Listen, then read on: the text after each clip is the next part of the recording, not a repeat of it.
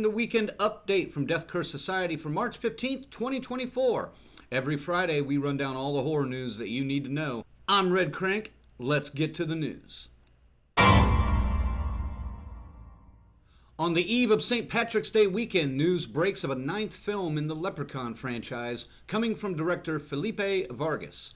Vargas discussed what he called a reinvention of the franchise with Splattercast and had a lot to say about the reboot written by Mark Van Weiss.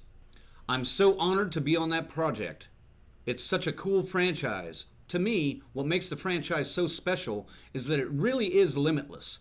It doesn't need to be grounded. It can just be gory, sexy, crazy.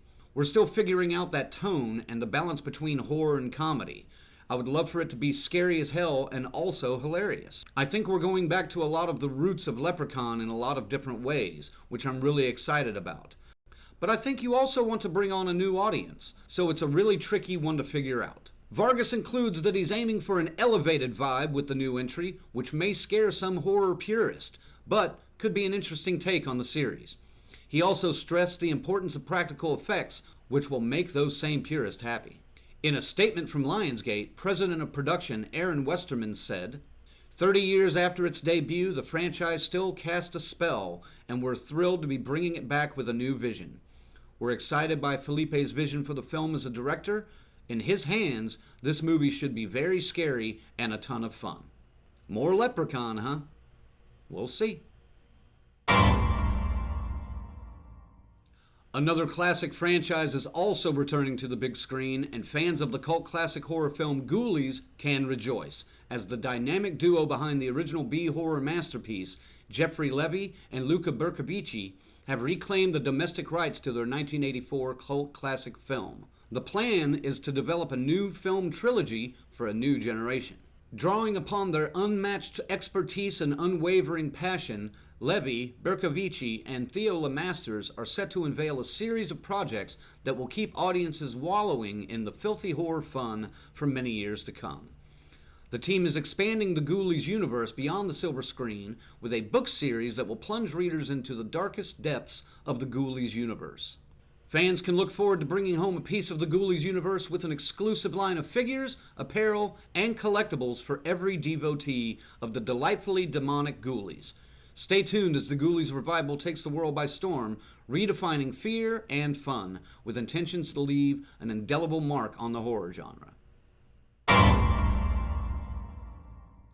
Neve Campbell surprised Scream fans across the globe this week with an announcement of her return to the franchise as Sidney Prescott in the next film, which will be directed by the series creator Kevin Williamson. In an Instagram post, Campbell shared a photo of the script with her name watermarked across it, as well as naming Williamson as the director.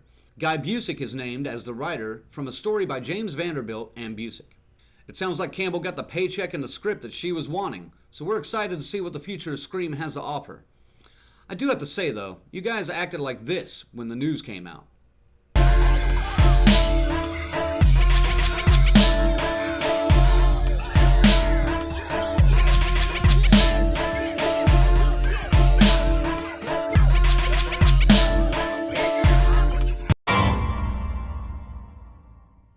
One of the most exciting filmmakers in horror who brought us Hereditary, Midsommar, and Beau is Afraid has begun production on their 4th film, and A24 made the announcement on X this week.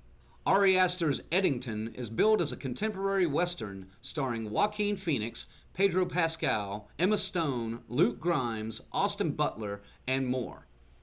Besides that, we know little about the film except that Aster also wrote the script. We will be following for more info as it becomes available. Based on some behind-the-scenes photos released by Sci-Fi, our favorite killer doll seems to be aging and possibly dying in the second part of Season 3 of Chucky. We know Chucky's not going to die, but the 3rd season will continue April 10th, 2024, and pick up with Chucky in the White House with Jake, Devin, and Lexi trying to get to him.